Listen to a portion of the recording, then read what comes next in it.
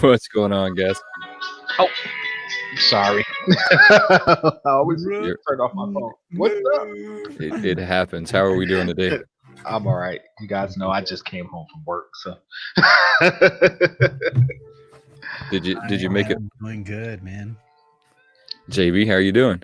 How's Thanksgiving going? I'm doing great. Thanksgiving this is the first year that we didn't have, the production. I still had my mother-in-law, but this is the house that hosts. So, we're used to having many, many people in this house. So the kids were a little like, wow, this is way different because it was different, and times have to be different. If we're all going to be responsible adults, which is what I'm trying to explain to the kids, if we're all responsible, can you listen to this, people? If we all act responsibly, right? And we don't have big, huge parties like people doing in Florida, then you can stop this. Well, it's funny how easy it is to stop it. Just stay at home for a little while. I mean, it's pretty simple. And if you go out, wear a mask. I mean, try and stay away from people. I mean, if you don't feel good, don't leave your house. I mean, pretty much. You have to make the tough decision to say, "Hey, I love you, and I agree. I believe, Mom, that you're doing the responsible thing. I believe, Uncle, that you were being responsible over there. But I don't want you coming over here into the house with the kids. Right. Yeah, come on, sorry. Exactly. Well, I mean, that's what they got FaceTime for. I mean, they got all kind of things now that you can utilize to make that happen. Right. But you know what made it better? You know what made this holiday season better? This episode. That's a segue for you. That's how you do it, man. So that's how you do it. This one, it was so good. I was just saying before we went live, I think that there's going to be a lot of upset people after this episode. Well, I disagree. See, I don't know. I mean, everybody wanted to know his name. Yes. So now that you got his name, the only thing you could really be upset about is if you don't like the name, because his name was going to come out eventually. So how could you really be upset about that? I don't. Just jump into the story. Let's. Walk us through the beginning, JB. This is your thing. Paint the story for us, because look, this is one of the coolest episodes I think that I've seen this season. But I'm in fear that means this is going to be the last season. Nah, I don't think so. Disney likes making money. I hope not. We'll see. We'll see. Walk us through the beginning. They're setting up the other spinoffs. That's what they're doing. Because Ahsoka, she's getting her own show, and it's going to be about what she talked about. We'll get to it, but they're setting up the spinoffs. I think this is brilliant. I mean, it is so hot right now that you've got creators on YouTube.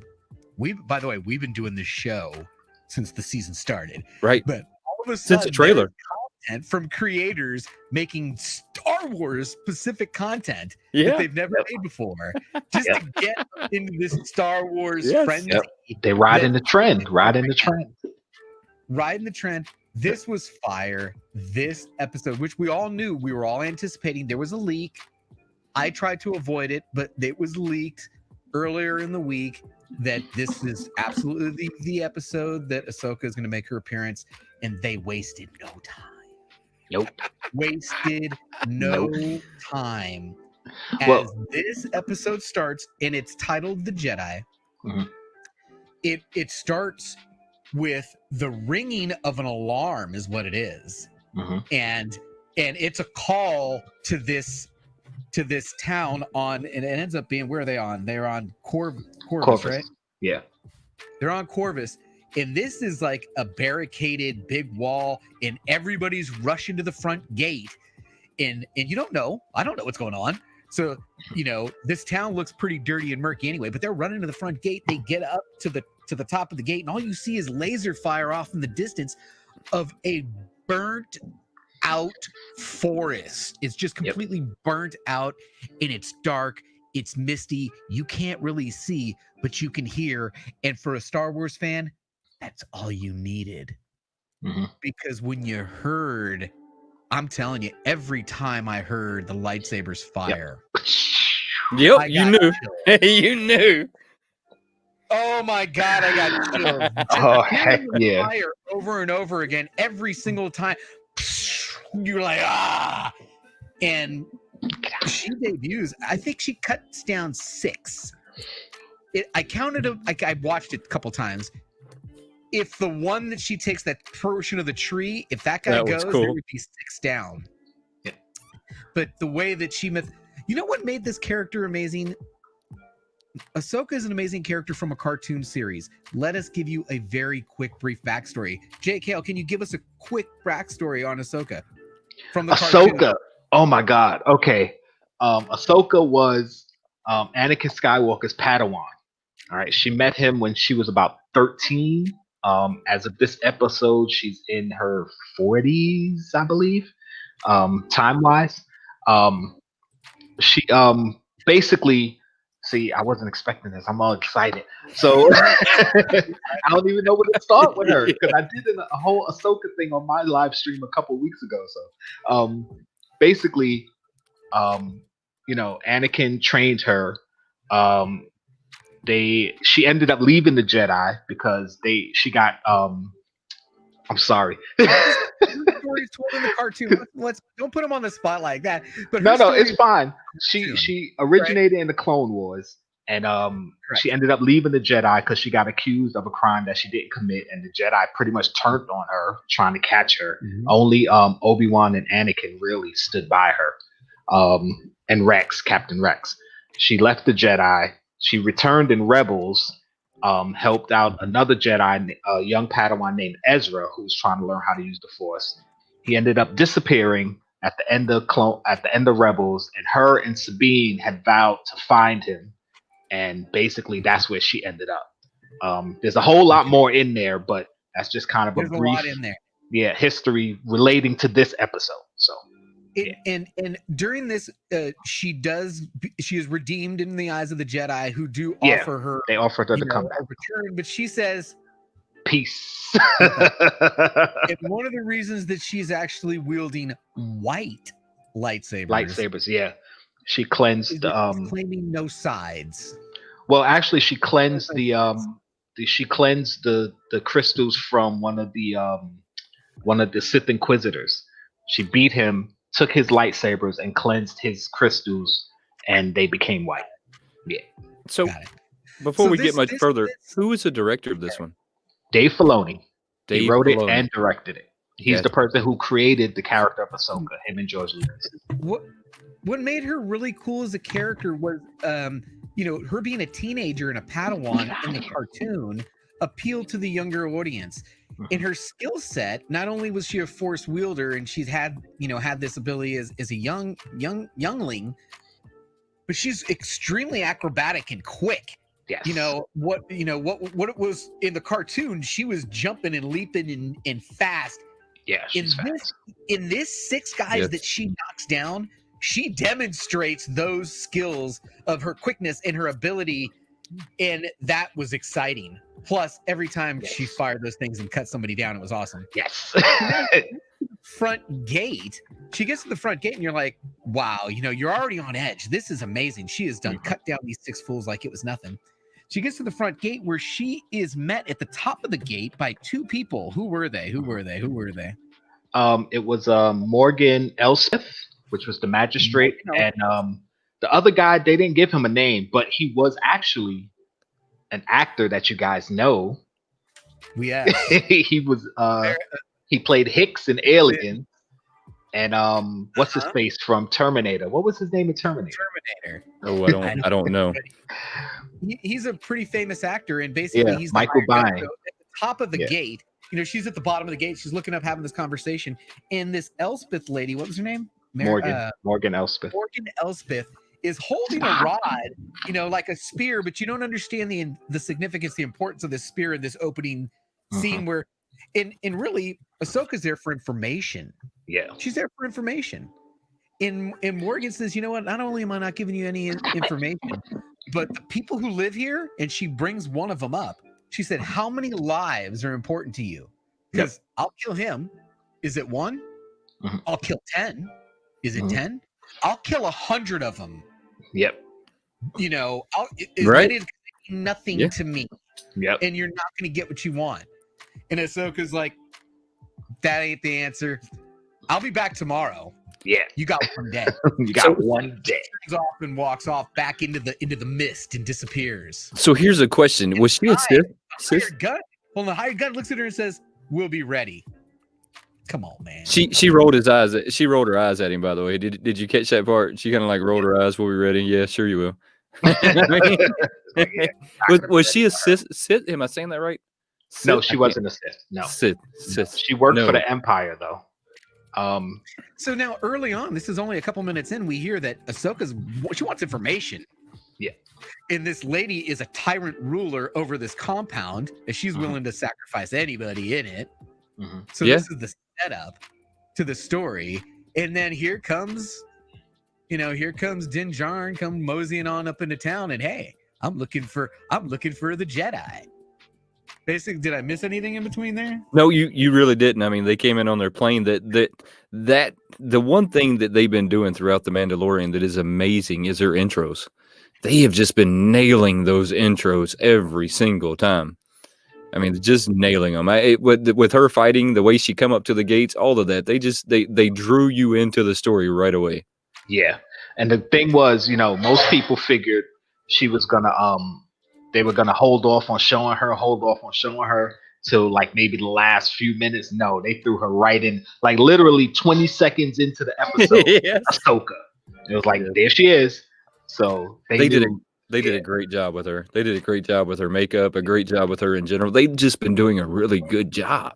Yeah, she looked really good. I was so happy that she looked right. The only issue is that her head tails were smaller than they were from the last time you saw her in the cartoon, which I understood though, because makeup wise is kind of made more sense.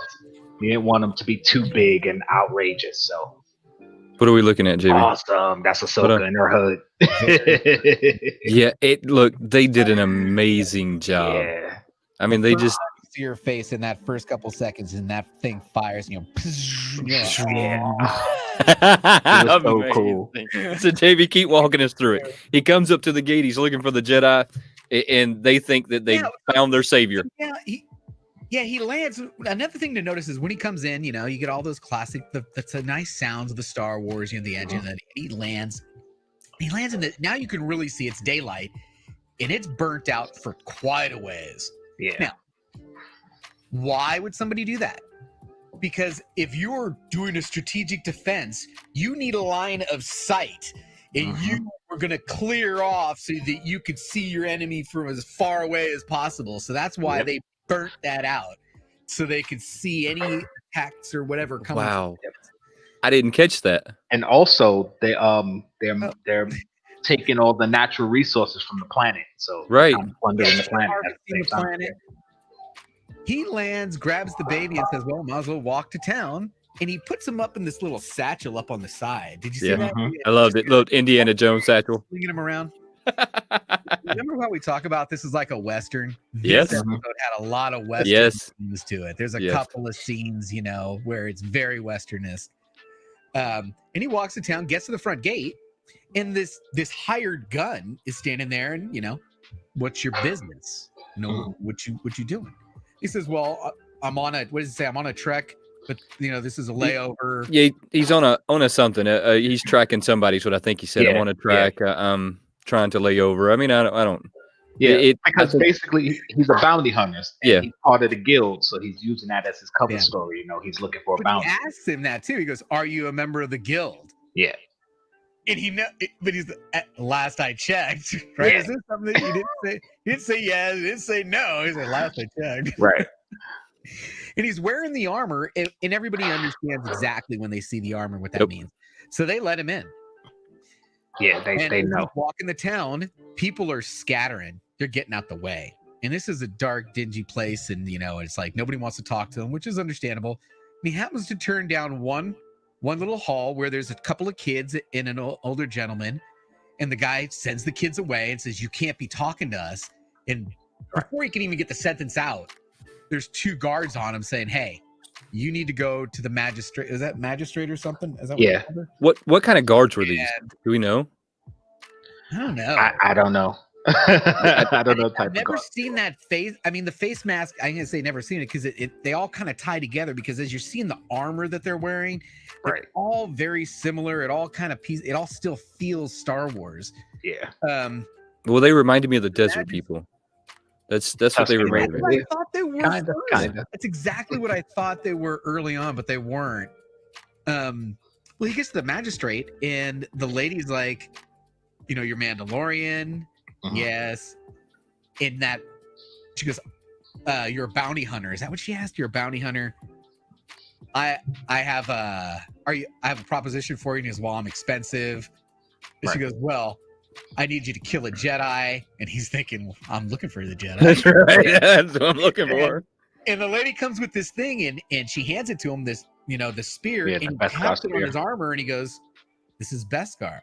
Now, again, why was this hugely important? Well, supposedly back in the day, we don't know. We're going to find out this backstory, but the Jedi and the Mandalorian no like each other. They were, they were not simpatico way back in the day. We'll come to find out Beskar. Yeah, deflects. We've already found his repels a lightsaber.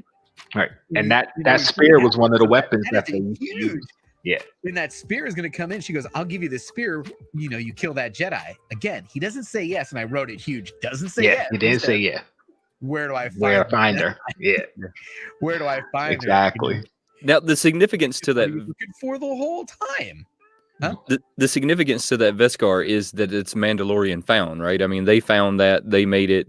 Yes, on their planet. Yeah. Right. I mean, so that's the significance. Natural resource of Mandalore. Yeah. Right. So how do we think she ended up with that spear? Well, she's part of the Empire. So and the Empire plundered Mandalore. So it's not a far stretch to think that they just took they took a bunch of the Mandalorian weapons and armor and stuff. Yep. So now he's gonna go trek out and track down this to her. She's like, hey, my bounty hunter is gonna go take care of our Jedi problem. And her hired gun is at the door, and he looks down and he sees Baby Yoda, and he's like, what's up with that? And he goes, well, I keep him around for luck. And that was interesting. He's like, you're gonna need it because you know what the Jedi can do. Yeah, but you have no idea what you're getting yourself into. You have to give him credit, though. He played it off like the child was not that important. He's like, oh, I keep him around for luck. Yeah. Just good luck. Yep. So now he's walking out there, and he's thinking this is the coordinates they gave me. And it's still all burnt out forest. And he hears something, takes Baby Yoda, puts him down, pulls out his scope, and sees these big animals. I've never seen them before, eating some of the tops of the trees. And he's like, false alarm. No.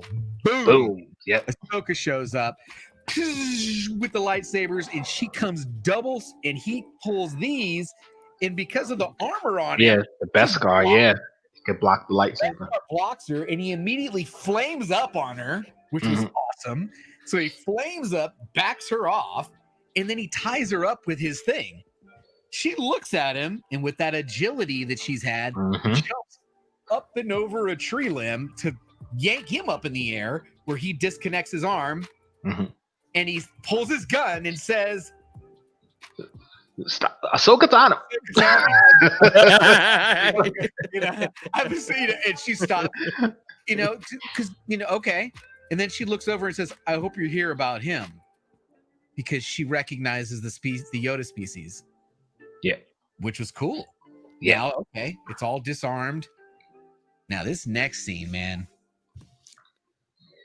it's so set really well by the moonlight, by a campfire or whatever, a camp lantern. Yeah, the lantern. Her and Baby Yoda are looking at each other. And come on. Communicating. They're talking to each other, but they ain't saying anything.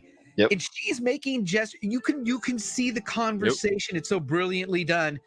She looks over at him because she looks over at Din Djarin, and she looks back at Baby Yoda, and then she gives a little smile, basically saying, "Oh, so he's been taking care of you?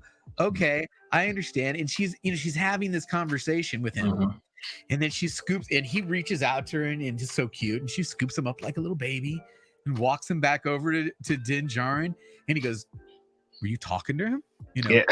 You can understand him. She's like, in a way, sort of. Yeah. kinda, in a way. But before we get much further, guys, hey, in the chat, we really appreciate y'all hanging out with us. If you got anything you want to talk about, any questions, just throw them over there real quick while we're going over this. JB, take us through it. Yeah. No, I think JK can tell us what happens next, because this is the big reveal, man. She What sits thing? down and she kind of explains to Din Djarin. Well, She explains to Din Djarin that she's seen one of his kind before, which is kind of weird because we know there were two of his kind. Right. But then again, you could assume she never met Yaddle, because Yaddle showed up for like one scene and disappeared. We haven't seen her ever again. So possibly she didn't meet Yaddle. But she's like, I've known one of his kind before. He was the wisest Jedi I ever knew. And she gets his name. His name. Are you guys ready? Spoilers. Hey, so real quick, if you haven't watched the episode, you should just go ahead and get off now, because everything from this point forward is just going to ruin it for you. I mean, little baby Grogu. Really oh my goodness. Really good. Yes. Then we get the backstory. So what's the backstory that she explains for baby Grogu? That he was at the Jedi Temple. He was actually trained by several Jedi Masters, she said. So, yes. I mean, basically, that could be any of them, right? So, and also that when the Order 66, when the Purge happened, he was hidden, and for a large part, he doesn't remember who helped him, who got him out of there. And for a large part of his memory, it went dark. So he doesn't remember what happened until he was found by Din Djarin, the Mandalorian. So that's kind of it's like, all right, that leaves a lot open, because you have to figure, okay, who went and got him out of the Jedi Temple so he didn't get killed, presumably by Anakin, who was slaughtering the younglings. Woo! So this is huge information. It advances the story. I mean, you're talking about huge pieces of this puzzle that are getting played right now on the board. Yes. We're filling in the blanks. Yes. You know, my heart's racing as every word coming out of her mouth to Din Djarin right now. I'm hanging on every word, you know, to know that this baby was there during the, you know, and he was hidden, and so they're linking the past to the future, and everything's going just like, wow, I can't believe this. And he says, well, I was just gonna, my job was kind of to bring him back to the Jedi and Jedi. Peace. Hey, so the friendliest Beagle says, how do we feel about his name? He's going to continue calling him Yoda. I'm okay with it. Most people are going to keep calling him Baby Yoda, but he's Grogu now. For a while. I think I'm glad he does have a name. Yeah. I'm definitely glad Grogu. He says, well, can you train him? And she says, you know what? I'll test his abilities in the morning. Yeah. Because he's going to fall, you know, get some sleep. So in the morning, she tries to test Baby Yoda by asking him to move a rock, and he ain't having it. And she says, you know what? He's got a big connection to you, Din. Why don't you try it? And he won't do the rock, but he will do the little knob, the little lever cap, which he took very early on in the episode, never mentioned it. Then it would be important because you didn't think it would be important. And it was important because he pulls it out of his pocket and says, hey, take this. The kid uses his powers, and then Ahsoka says, I can't train him. It's like, what do you mean? He just moved the thing. No, she said something really important, though, coming into that, was that he has survived by hiding his powers. Yeah. And that he wasn't going to do it for her, because and that's that child coming out in him. That's how you know he's still a very early development child, is because he's not going to play with that rock with them. He's not having that. But if you're going to give me that handle, hold on, I want that. Hold on. So that's a really epic part of this show. What she explains next is it's huge, because she says, hey, I can't train him because he's got feelings. Fear in it. Yeah. Yep.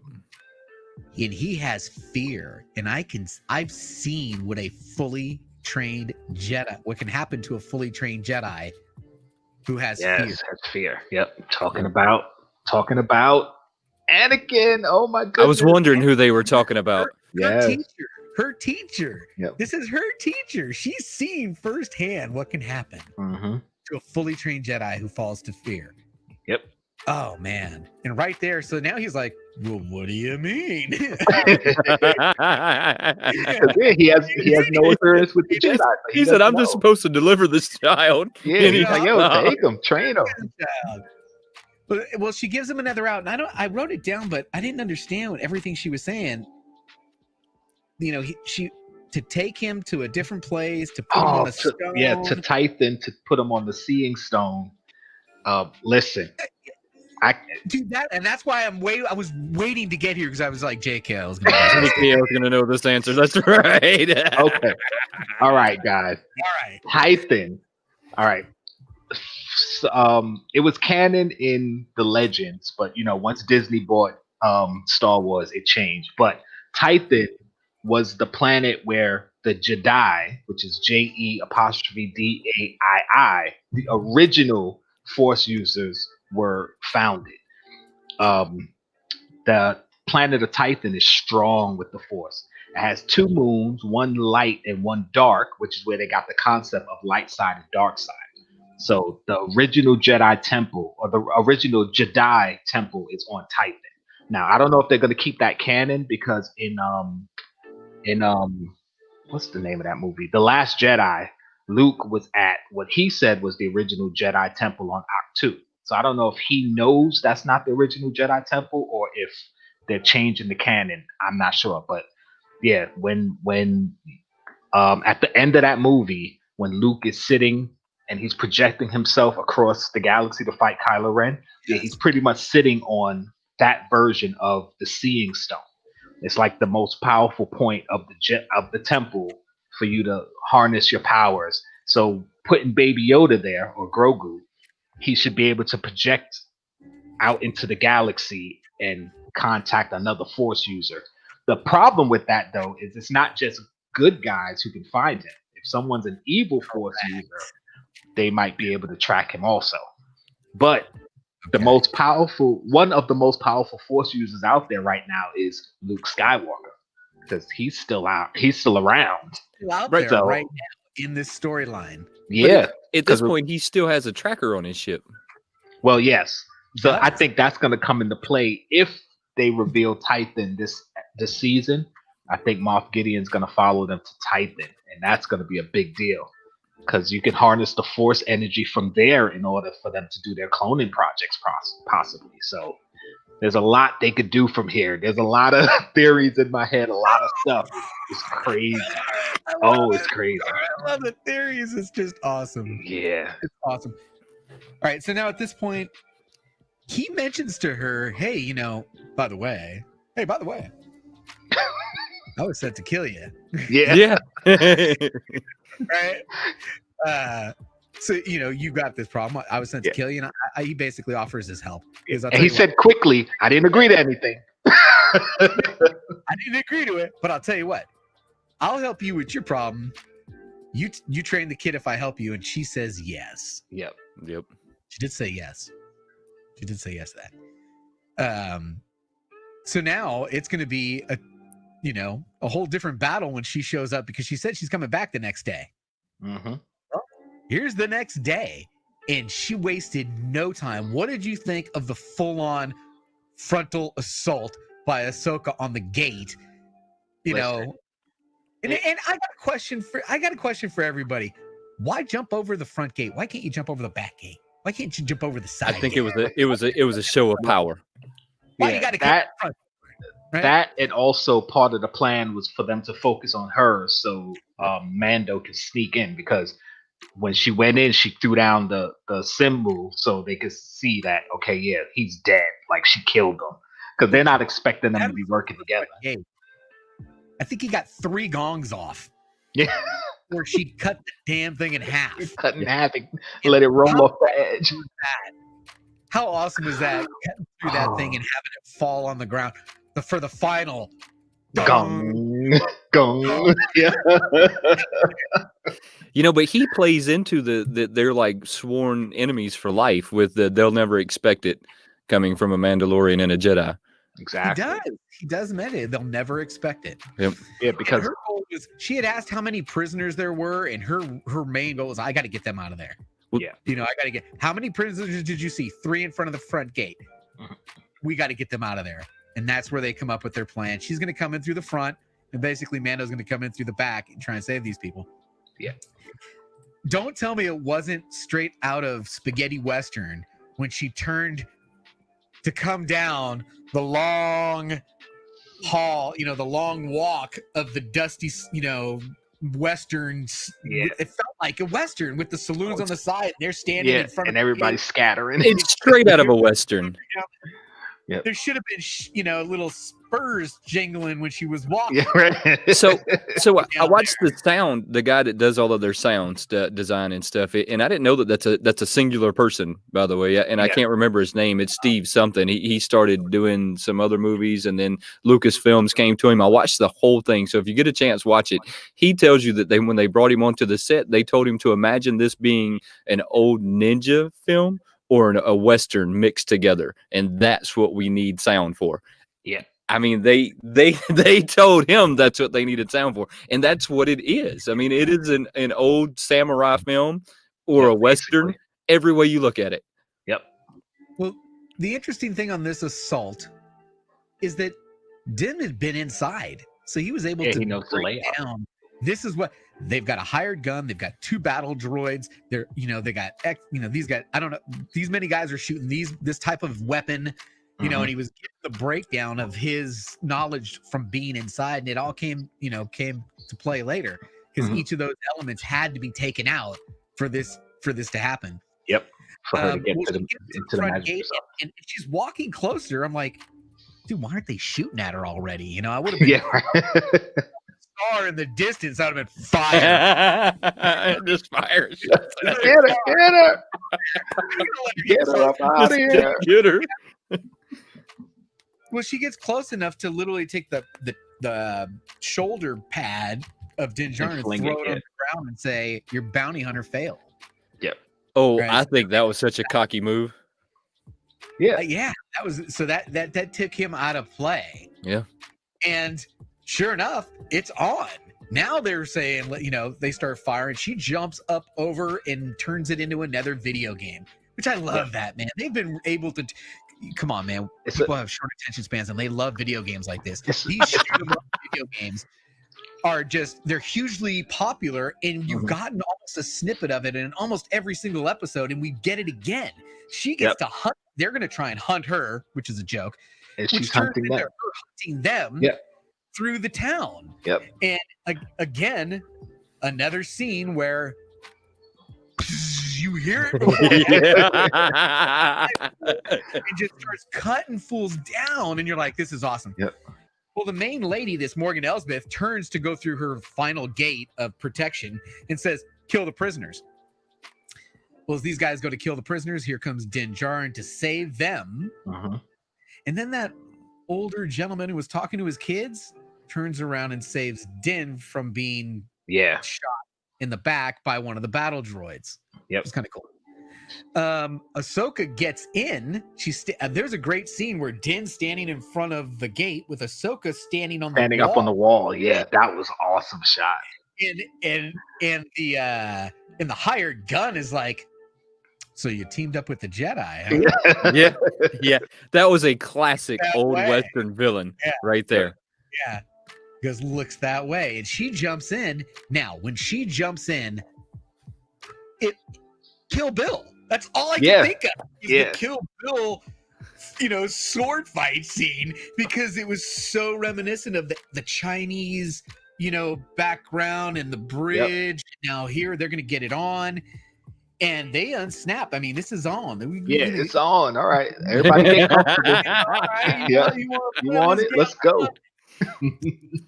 and you come to find out that this spear is actually a pretty adversarial weapon against a Jedi. Yeah, because that's she pulls out and they start getting it on, but the spear is holding its own. Mm-hmm. Even kind of holding her own. Even that lady's holding her own. The lady is holding her own, and she said, "Don't underestimate her."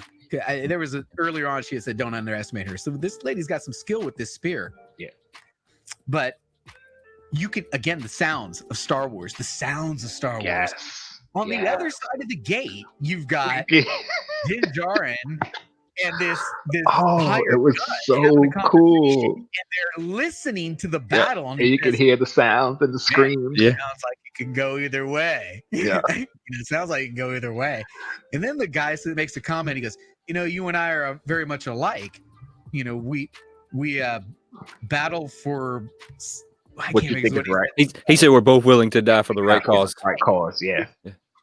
This isn't the right cause. Yeah, this isn't the right cause.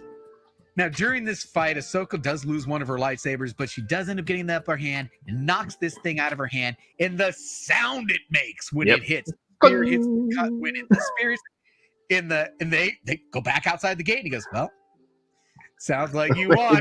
Your side won. They never showed you if she died or not. No, I don't think Ahsoka killed her. Never showed. For all we know, she put her in the what is that carbon? Yeah, carbonite. All we know, she put her in carbonite. She tell you what when you hear the ting of the spear going down, that's the last you hear of it. The hired gun tries to play the you won. Yes, your side won. Right, but he's staring at his hand, and here's that. We're in a Western. This doesn't get any more Western than a straight draw like this. His Din Djarin's waiting for the draw, but it looks like he's relaxing. He's relaxing. And then the guy tries to draw on him, and boom! And you got to remember, he's got to hit him right where the armor is not, and he does. Straight in the gut, kill shot. Oh, man, it was good. It was really good. So good. Really good. It was really good. Man. So it that point, did we honestly think that he was going to give the child back? Because I did. At that point, I thought, well, this is where him and the child are going to depart, at least for this season, right? At least for this moment. Well, I was thinking that maybe he was going to give him up, but then go back for him. Like it'd be an episode of them apart, and then he'd go back for him. Because that's exactly what I was thinking. Yeah, that's kind of what happened in the first season. Leave him there, and then go and determine the kid's not safe. Right. I got to go back. Yeah, he's gonna miss him or something. Yeah, because they have formed a connection. Well, I thought Moff Gideon was going to have something to do with him coming back. Is what I thought. It could have been that too. There. Maybe Moff Gideon tracked them there, so it could have been that too. But I figured somehow they were going to separate and then come back together. She offers the spear to him, and he's like, "Hey, I didn't do the job." Kind of, Yeah, I didn't kill you, so it belongs with the Mandalorian because it's made of Beskar. This belongs to the Mandalorian, and thanks for your help. And then I think this is where we had it out of order. She said, "I can't train the child, even though he helped. I can't train the child, but this is what you need to do." And she tells him what to do. Do we think that's where he's going next? Yes, but Titan. There's some significance we're missing with that spear. Oh, he's going to be fighting Moff Gideon later with it. Patrick Wall mentioned it earlier. Well, I read over here where somebody mentioned it, but I didn't really think that. Why the spear though? Because it can deflect lightsabers, and the dark saber is basically a lightsaber. It's a lightsaber. It's only called the dark saber because it's black, but it's a lightsaber. So Din Djarin versus Moff Gideon, while he has that spear, is a much better fight than him versus Moff Gideon without it. Like he can deflect the lightsaber with the spear. It'll definitely be more theatrical. And that's that spear is actually an old Mandalorian weapon that they used to use to fight the Jedi back in the day. See, so Din Djarin may not know that, but in the history of the Mandalorians, that's one of the weapons they used to fight the Jedi. Because it has long reach like a lightsaber, so they can keep them away. That's why the Mandalorians were so formidable against the Jedi, because they had the Beskar, which was able to resist lightsabers. Yeah, so I think it's going to come into play later, just like somebody said earlier. Yeah, Patrick Wall said it in a comment earlier. Yeah, I mean, so we think that's where that's going to go. I mean, he's going to use that. So does that mean that he's going to become the ruler of the Mandalorians? Well, if he gets the Darksaber as a Mandalorian, that's his right to claim rulers of the Mandalorians. Yeah. It would be his right. Yeah, there it is. Yep, it would be his right. I don't know if he's going to take it, but it's his right. Because we still have to get another character introduced here. Don't we still got to get Sabine in here? Sabine, yep. And she had the Darksaber at one point. Well, okay. The one thing that we didn't talk about, which is the big reveal at the end of the show, it might as well bring it out to anybody who didn't watch the cartoon. before she drops, and it's after she drops the spear, and she's got her, and she's got the lightsaber up to her neck, and what was the information she wanted, right? I don't know. I was hoping y'all knew. It wasn't about killing her. This is the information. She says, Yes. "Where is Grand Admiral Thrawn?" Grand Admiral Thrawn, yes. Grand Admiral Thrawn. And you're like, nah. If you don't know who that is, you got to watch the cartoon again. Yes. He's a blue guy. A Chiefs is the name of the race. I can't even. Blue guy, red eyes. The connection. The interesting thing about this is there was 2 cartoons. Remember, I said watch season 7 and then season 1 of Rebels. The way this thing ends is you end up with Ezra and Grand Admiral Thrawn shooting off into hyperspace, the unknown region, whatever it was. And we never hear from them again. Right. Until now. Right. Because Ahsoka, at the end of that season of Rebels, her and Sabine had vowed to try to find Ezra. Ezra disappeared with Grand Admiral Thrawn. So now Grand Admiral Thrawn. Now for her to be looking for him shows one or two things. Either Grand Admiral Thrawn has Ezra, or he knows where Ezra is. Because that means Ahsoka is still looking for him. So is she looking to kill him? To kill Thrawn? Probably. Yeah. And also to find Ezra. Yeah, Grand Admiral Thrawn, he was a Grand Admiral of the Empire. And he's one of those methodical, like really technical type of people, tactician, yeah. He's really good. He's a military tactician. He originated in the books, which were excellent books. Like the first 3 books that they made concerning Star Wars that were considered canon, that started the whole Star Wars novel universe. He was in those books, and they were such good books. I read those when I was like fresh out of high school. Oh my God, they were such good books. But of course, like I said, Disney bought Star Wars, and it no longer became canon. But they brought him in Rebels, and he was the same character that Grand Admiral with the Empire, and he kept trying to keep the Empire alive. But then at the end of Rebels, he ended up shooting off into hyperspace with Ezra somewhere. Yes. Oh my God. I still have those in a box somewhere. Those books are so good. Oh my God, this is the best. Oh, they're so good. When she says that he's going to get to choose his own outcome, does that mean that he can decide to stay with the Mandalorian? Because it obviously looks like, I mean, you know, she says that he looks at you as a father figure, and it's kind of obvious that that's how he is looking at the Mandalorian. So is he going to choose to stay with him? Is that even going to be an option? I'm thinking he's going to most likely stay with them. Actually, I'm thinking that they're not even going to get to the point where he's going to sit on the Seeing Stone. I don't think it's going to get that far. Somehow they're not going to be able to get him to do it, and he's just going to end up staying with the Mando. I don't think they're going to go that far. That's just another mission to send him on, but it's not. He's not going to be able to get that far. I don't think so. Well, I was really hoping that when they do this, we actually see some return characters come into this. And I'm trying to remember, is Obi-Wan still alive at this point? No, Obi-Wan's dead. I see. So I was thinking it would be really awesome if they could tie the new series of Obi-Wan into this one. But I guess they can't, right? I mean, it's the timeline's not going to meet up. I mean, CGI Luke, we could get all kind of craziness at this point. Yeah, Luke could be there. Leia could be there. I mean, it still had to confirm that Mace Windu is dead. So he could always come back somehow. And somebody had wrote that Plo Koon is alive. I didn't know that. I thought he was dead. Didn't he die in the movies? Yeah, Plo Koon died in the movies, so I don't know how he's still alive. But it's Star Wars. I don't question that kind of stuff anymore. It's Star Wars. He get written back in somehow. He had 10 he got blown up in the Star Wars. I don't question it anymore. He had like 5 or 6 clones. Do we still think the child's a clone? No. Not if he was at the Jedi Temple and raised there. I honestly think that they might tie it in to be Yoda's kid. So we think it's Yoda's kid? Do we think that he's the only one? Now that he's at the temple, I think so. I don't know if he's the only one. Probably. I mean, it would be kind of weird to just be like, oh, yeah, there's a bunch of Yodas here now. So it's a whole bunch of them.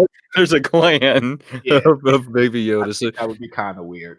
We think he's the only one out of the group. I think he's the only one, and I guess he's not a clone, but I still want to say that he's a clone.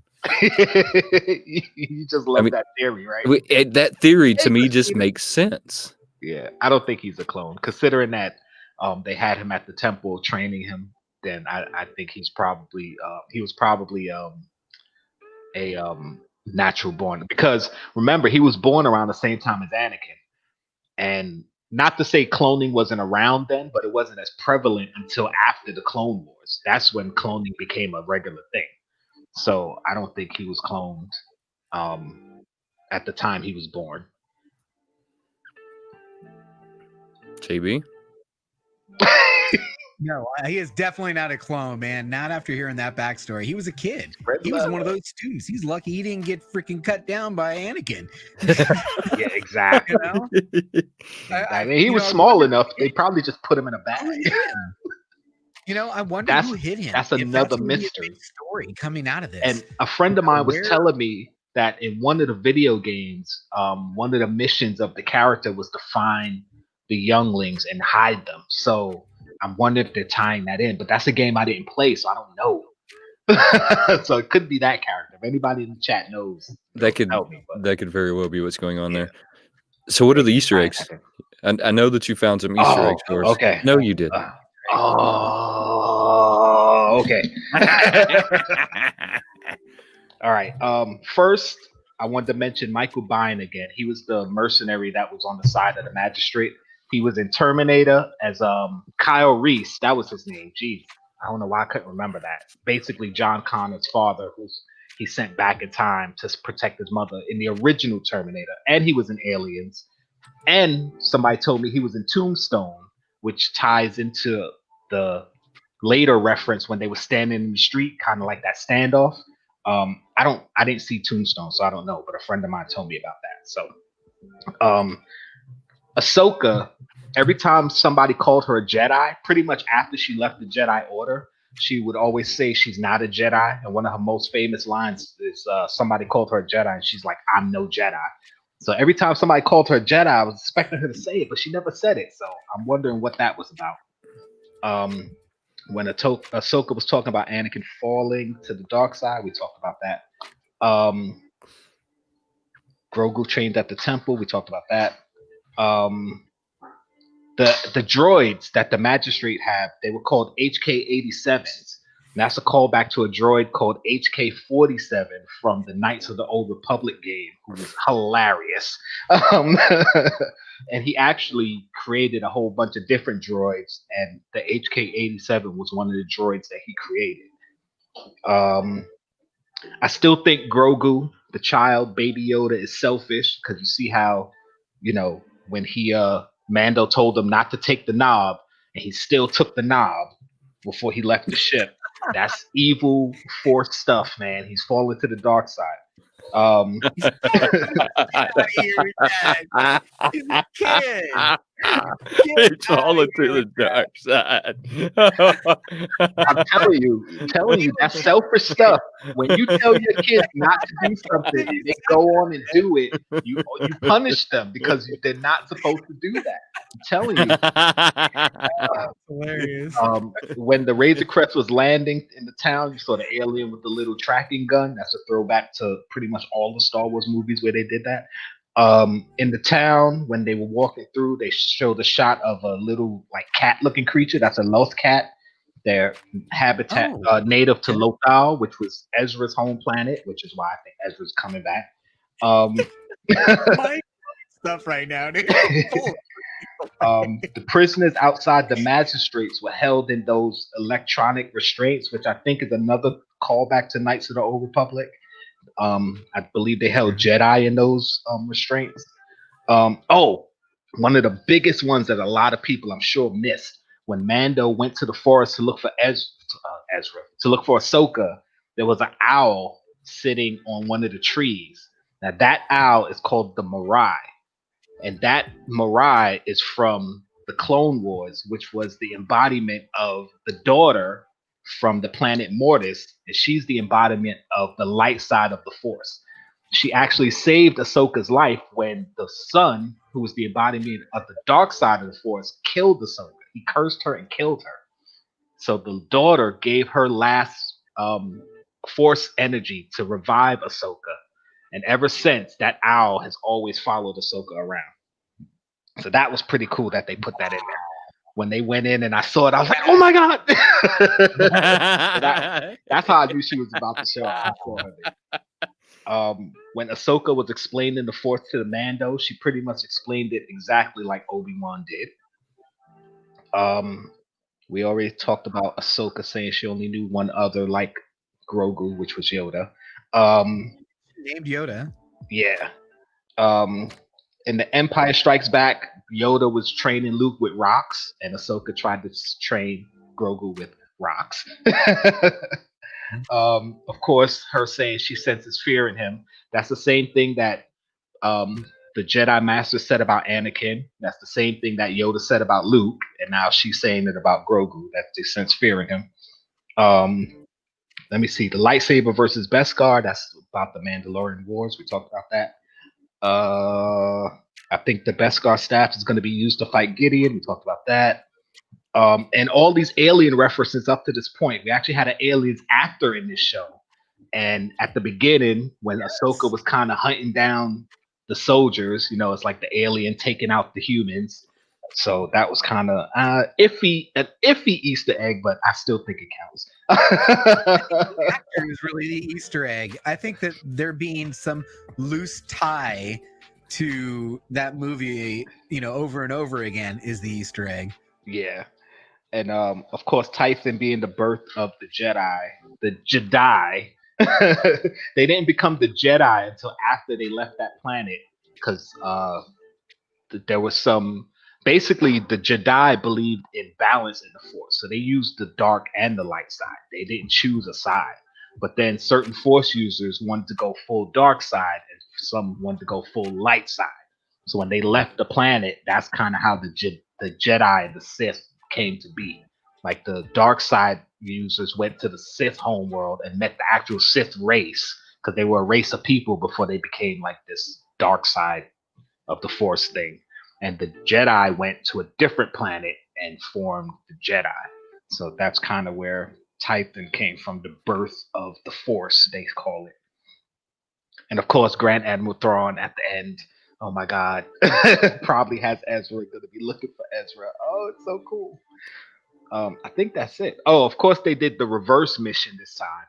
Instead of Ahsoka asking Mando for help, Mando was like, well, I'll help you if you help me. So the reverse mission that nobody cared about, because it was an awesome episode. And something that's not really an Easter egg, but Ahsoka, her race, the Taruga, I believe they're called, they actually can live to be a couple hundred years old.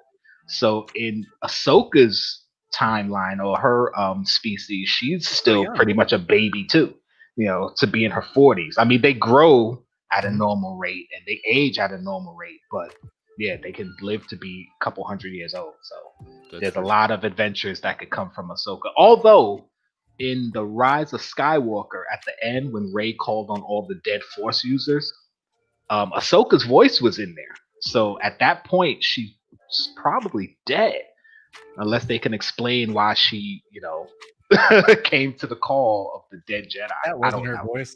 That's right. That was somebody else's voice. And if there's anything in there I didn't catch, don't be scared. Tell me. So check this out. Do we think that they're going to do a bunch of these side stories with characters at this point? Is that something that we really think is going to happen? I mean, because we have the Mandalorian, we have Obi-Wan coming out. Do we think we're going to see other side stories of Star Wars? And if so, do we think that they're going to make another movie, even though they said they weren't, to tie everyone together at some place in some time? I mean, because to me, that's just the ultimate power move, right? Yeah.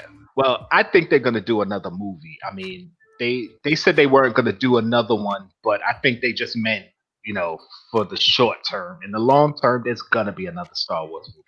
There's no way you don't do another Star Wars movie in some fashion. But as far as the shows, I believe, like Ahsoka's story, we're probably going to see her again in this season to tie up like the loose end. But then she's going to go off and do her thing. I think we see Sabine in her show, and her show is going to be about her looking for Ezra. and the Mando, Boba Fett, he's going to get his own show. So I think he's going to show up at least one more time in this season to kind of jump that off. Like, okay, he did this thing, and now he's going to go onto his own show to find out what happened. And Obi-Wan, his show is kind of like a prequel show because it happens when he was still alive, and he was alive during the Clone Wars up until A New Hope. So somewhere in there, his story is supposed to be. So I don't think his will connect directly to the Mandalorian unless they try to do some weird, maybe a character that showed up in the Mandalorian Obi-Wan knew or something like that. I don't know. Excuse me. Sorry. They can always do like the hologram version of Obi-Wan, right? I mean, they've done that. Well, yeah, they could do that where he shows up to probably talk to Grogu or something like that. Right. Yeah, you could do that. Yeah. Right. They just can't physically bring the character in. I mean, they can still do like the old, like even the Yoda did it at one point, right? Yeah. He was just the hologram come in to talk to Luke for a minute. I mean, so it's something we might see. JB, what do you think? Do you think we're going to see a lot of spinoffs now? I'll be honest with you. I don't want to see a bunch of spinoffs. I want to see a spinoff if something ends. I don't want there to be 4 concurrent Star Wars shows running on Disney in a week. I think they'll oversaturate everything and people will turn to, you're shoving it down my throat.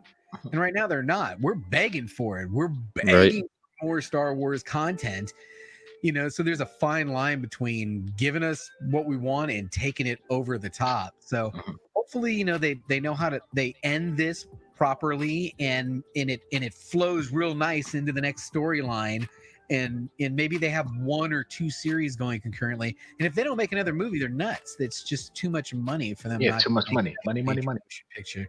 And I know that it doesn't look like anybody's going to the theater in 2021, but 2022, time flies. I'll tell you what. Well, I think that things are going to change. If we don't hit theaters next year, I think we're going to start seeing a lot more streaming, where it's just a paid to watch thing, just like you're at the theater, but you're just sitting at your couch watching it. Yeah, basically, that's what I think is going to happen if the theaters don't start opening back up soon. I mean, because they can't keep their movies stopped forever, right? I mean, at some point they have to start releasing their movies again, and we've had a few people do it kind of on the streaming apps, and I think we'll see a lot more of that. And I kind of want to see a spinoff of somebody. Now, I don't want to see them oversaturated, like you said. I don't want to see the oversaturation of the market. But while I'm waiting for the next Mandalorian, I'd like to see a somebody 8-week episode come in there somewhere. I mean, while we're waiting on the next one, I agree. I think that's what they're gonna do. It's kind of like with the Marvel TV series that they're doing. Like, they're not gonna be playing like WandaVision and Winter Soldier and Falcon at the same time. They're gonna run them like either back to back or separate. So I think that's what they're gonna do. They're gonna like have the Ahsoka show play like after maybe the Mandalorian, because they're not gonna compete with themselves. So I think they're gonna plan it out to where, and that's why they're doing such short episode runs, because you can do like the new Star Wars. Because remember, the week the Mandalorian ends, WandaVision next week. Yep. Then after WandaVision, whatever else that next week for the next 8 weeks, that's going to be the hot show. Disney. And then after that, the next 8 weeks is going to be the next hot show. Like, if you do these 8 weeks, 8 episodes per season, then you can have it going all year round. A different show, and there's enough space between each show that, as far as like Mandalorian could be like, excuse me, this time of year. And by the time the Mandalorian comes around next year, you're ready for it again. Excuse me, sorry. And it's not really going to be oversaturation, because the people who don't care about the spinoffs, you don't have to watch them. It's just like a lot of people don't know about Rebels or Clone Wars, but you're coming into the Mandalorian fresh and meeting these characters that were in those shows. And maybe it might pique your interest to go back and watch, but you really don't have to know who they are or what they're up to. You can watch this show and just kind of follow it. So I also think that we are witnessing a huge change in how people consume content. We are. Oh, absolutely. And maybe it was forced upon us with COVID, but they're realizing that subscription is money. Yes. And anything that they can do to drive those subscriptions up is huge recurring monies. Yes. And you're talking about a captured audience that you advertise to your it's so perfectly set up for them. No wonder HBO Max is going to jump in full board with some huge content to try and get there. And look, I'll be honest with you, my wife and I are talking about dropping Netflix right now. I mean, because we watch Disney Plus and we know that we're going to be doing HBO Max, and I got my Amazon for the boys, and what's really on Netflix anymore? I dropped Hulu for Disney Plus. So, I mean, I made the trade with Hulu. I said, I'm going to trade out my Hero Academia for the Mandalorian. And look, the cool thing about the subscriptions is I can cancel it, right? And go back to Hulu. They don't care if I cancel and come back. I mean, so I have them both because the Hulu and Disney Plus comes in a package. So I have them both. I didn't know that. Yeah. I'm going to act like I still don't know that.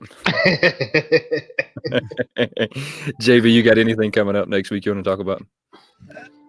Yes, I'm releasing a pop video on Monday. It's going to be what are you laughing at me for? Was that Monday or Tuesday? Monday. It's supposed to be Monday, right? Is it Tuesday? Is it I thought it was Monday. I don't remember now. I don't know. It was Monday. You guys are killing me. I'll be dropping a pop video next week, and then my regular top 10 video. I'll drop that one again. And I did a comic book review, and I've also, I did the X-Men, and then I did an unboxing, which was a little bit different because I did like a really fully blown edited unboxing video. Oh, that's awesome. Is that the first time you've done that? That's not the first time you've done that, right? That's the first time I'd ever done that with all the extra graphics and explaining, where the box comes from. I'm doing that next week for Simple Man's Comics and their Bolo box, which is a Patreon gift. So I'll be doing that one. So I got a couple of videos coming out. I got some stuff coming. Okay, and cool. I don't know. I might do another one of those podcasts where I just talk Star Wars again at some point. We'll see. Definitely should do that. Definitely should do that. That's Star Wars is so much fun. This broadcast is in a new playlist that I've added. I have a Talking Star Wars playlist on my homepage, and it's not just my videos in there, but this whole series is also in that playlist. So nice. Get a couple extra views. We've only got 3 more of these to do. 3 more, and then we got to wait another year. 3 more. Hey, JKL, anything going on next week you want to talk about? I dropped a video today, my Poptopia mystery box, so check that out. I did my stream with Pop Heat, my Hot Topics Wednesday. Check that out. I also did Wednesday an interview with the content creator called Funko Mad, so check her out. She's awesome. I'm gonna be doing, what else do I have coming? I have another video coming. I forgot what it is. Oh, my top 10. That's coming Monday of December. What are you reaching for back there? Oh, you're trying to stop the glare. Okay. Like, yeah, that's a terrible glare. I know, I hate it. I get the same thing from the light, but I can't stop it. Well, so I try to put my head in front of it. I position myself in such a way that it kind of tries to hide glares. Yeah, I tried to do that, but I got too much open myself space with my own glare. I'm sorry. And let me see. That's pretty much it. I got other stuff coming out. You guys will see when it comes. I can't say what's coming out when because I do everything so haphazardly. So, but I got stuff coming. I've kind of discovered here lately that I kind of like just do everything on the fly too. I've gotten really lucky so far. Really lucky. Hey guys, I appreciate y'all coming and hanging out as always. Guys, all of their information is going to be down in the description. Make sure you go check these guys out. Until next time, guys, have a good one. Peace.